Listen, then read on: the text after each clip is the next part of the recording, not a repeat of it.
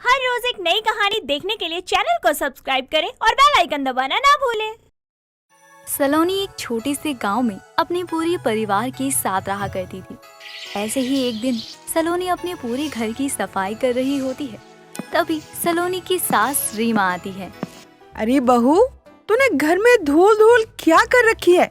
सांस लेने में भी इतनी तकलीफ हो रही है। माँ जी, अब मैं क्या करूँ, दिवाली आने वाली है तो सफाई तो करनी ही पड़ेगी ना। बाद में वैसे भी बहुत सारे काम एक साथ आ जाएंगे, काम निपटाती जाऊँ। ये भी सही कह रही है तू। अच्छा चल, तू सारा काम खत्म कर ले, मैं भी तब तक बाजार से आती हूँ। थोड़ा बहुत सामान लेना है मुझे, वो भी ले आऊँ। माँ जी, बाजार जा ही रही हो तो दिवाली के दान का खाना भी ले आना। दिवाली का दान का खाना? बहू, ये क्या होता है? इसके बारे में तो मैंने कभी नहीं सुना है। और दिवाली में दिए पटाखे जलाए जाते हैं, दान कब से करने लग गए? ये तो कुछ नया ही सुन रही हूँ मैं। हाँ, ये जरूर सुना है कि दिवाली के अगले दिन बचा हुआ प्रसाद दिया जाता है, और ये तो हम भी देते हैं। माँ जी, आपको दिवाली के दान के बारे में नहीं पता? अरे ये तो बहुत जरूरी दान माना जाता है। तेरे मायके में माना जाता होगा ये दान धर्म, लेकिन हमारे यहाँ तो नहीं माना जाता, और ना ही हम इस दान में विश्वास रखते हैं। और इसीलिए बहू, तू भी अब अपने मायके की रीति रिवाज छोड़ और ससुराल के रीति रिवाज को अपना ले, क्योंकि तू ससुराल में रहती है, ना कि अपने मायके में। माँ जी, मैं अपने ससुराल वालों के लिए तो अच्छा ही सोच रही हूँ, तभी तो मैंने आपको इतनी अच्छी बात बताई। और आपको पता है माँ जी, दिवाली पर दान करने को बहुत ही शुभ माना जाता है। बहू, तू शुभ और अशुभ तो मुझे मत ही बता। मैं तुझसे तजुर्बे में तो बड़ी हूँ और उम्र में भी, रिश्ते में तो बड़ी वैसे भी हूँ। इसीलिए इस घर के सारे फैसले अब तक मैं ही लेते आई हूँ, और आगे भी मैं ही लूंगी। माँ जी, आप मेरी बात समझ ही नहीं रही हो। अरे लोग तो यही कहते हैं कि हम जितना दान पुण्य करेंगे उतना ही अच्छा होगा, और एक आप है कि मना कर रही हो। बहू, तू सही कह रही है, लेकिन ऐसा नहीं होता है। दान करना हमेशा अच्छा नहीं होता है।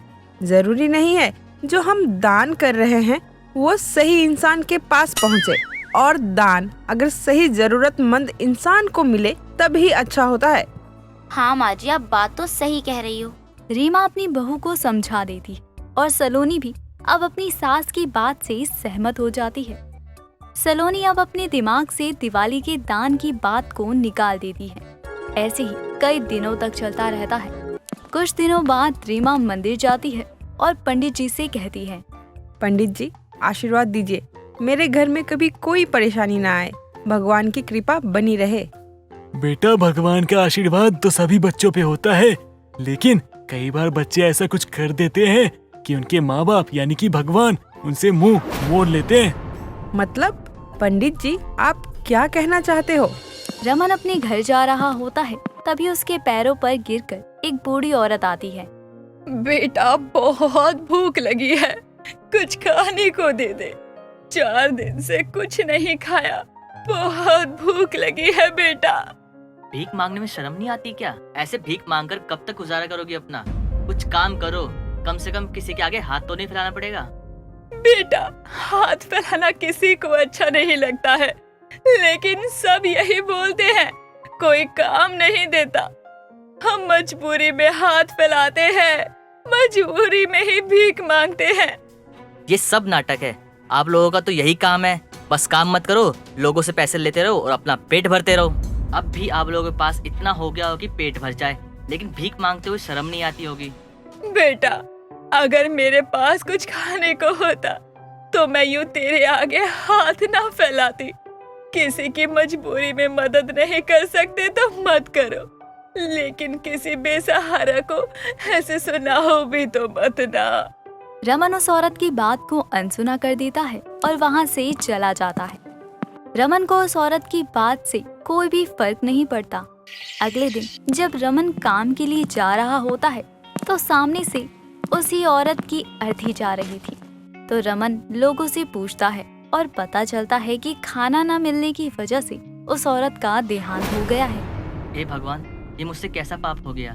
ये औरत कल मुझसे सच बोल रही थी, लेकिन मैंने इसकी बात पर यकीन नहीं किया और आज इसका देहांत हो गया। काश मैं इसकी मदद कर पाता। भगवान ने मौका दिया था कुछ अच्छा करने का, लेकिन उस व्यक्ति ने उस बूढ़ी औरत की मदद नहीं की और उसका अंजाम ये हुआ कि वो मर गई। इसलिए किसी भी इंसान के पास भगवान का दिया हुआ सब होता है, तो उसे दान पुण्य करना चाहिए। सच में पंडित जी, ऐसा भी हो जाता है क्या? हाँ बेटा, ये सब तो हमारे ही कर्म है। हम जैसा करते हैं वैसा ही मिलता है। इतना ही नहीं, उस औरत की मृत्यु के बाद रमन का काम छूट जाता है और तबीयत खराब हो जाती है। परिवार में परेशानी हुई और उसके कुछ दिनों बाद रमन की मृत्यु हो गई। पंडित जी की बात सुनकर रीमा बहुत ही परेशान हो जाती है और घर चली जाती है।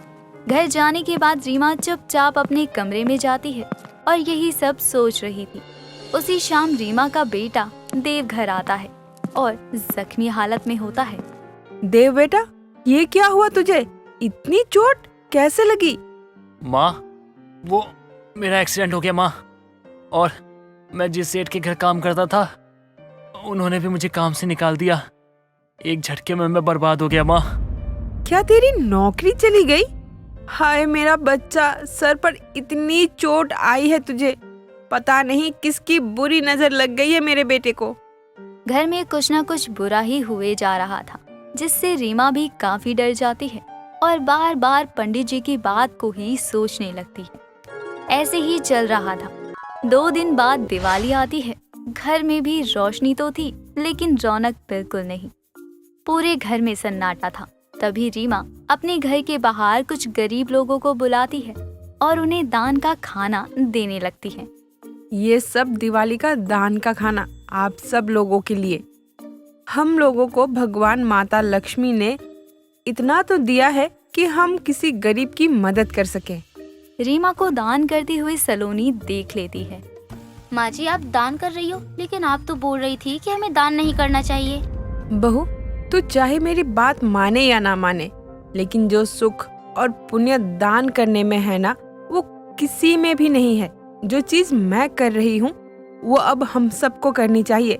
दान करने के बाद जो संतुष्टि मुझे मिल रही है वो कहीं नहीं मिली। इतने दिनों से मेरा मन विचलित था, लेकिन अब जाकर शांत हुआ। रीमा सभी गरीबों में दिवाली का दान का खाना बांट देती है और अगले दिन जब गोवर्धन पूजा होती है तो सब लोग पूजा कर रहे थे। तभी देव को एक फोन आता है, जिसे देव बात करने लगता है। थोड़ी देर बाद देव खुशी खुशी आ जाता है। माँ, मेरे सेठ जी का फोन आया था। उन्होंने मुझे काम पे वापस बुलाया है और कहा पगार भी ज्यादा देंगे। सच में? उन्होंने तुझसे ऐसा कहा? माँ, उन्होंने मुझे बताया कि वो कह रहे थे जब से ना मुझे काम से निकाला है तब से काम अच्छा नहीं चल रहा और मुझे वो काम पे रखना चाहते दोबारा से, क्योंकि मैं सब कुछ अच्छा किया था और सब कुछ संभाल भी लेता था, और इसलिए उन्होंने मुझे दुगनी पगार पे वापस बुलाया है। इतने दिनों से मेरा मन इसीलिए ही शायद विचलित था और भगवान शायद मेरे हाथों से दान करवाना ही चाहते थे, तभी ये सब हुआ। देखा माँ जी, हमें बस अपने कर्म पर ध्यान देना चाहिए, क्योंकि हमारे कर्म का फल भी इसी जन्म में मिलता है, फिर चाहे वो अच्छा हो या बुरा हो। अब से हम हर दिवाली पर दिवाली का दान का खाना गरीब लोगों को बांटा करेंगे। रीमा को बहुत खुशी होती है जब उसके बेटे की नौकरी वापस मिल जाती है और रीमा हर दिवाली पर दान का खाना बांटना शुरू कर देती है। दोस्तों, अगर आपको ये कहानी पसंद आई तो इसे लाइक करें, शेयर करें और कमेंट करके बताएं कि कहानी में आपको सबसे अच्छा क्या लगा।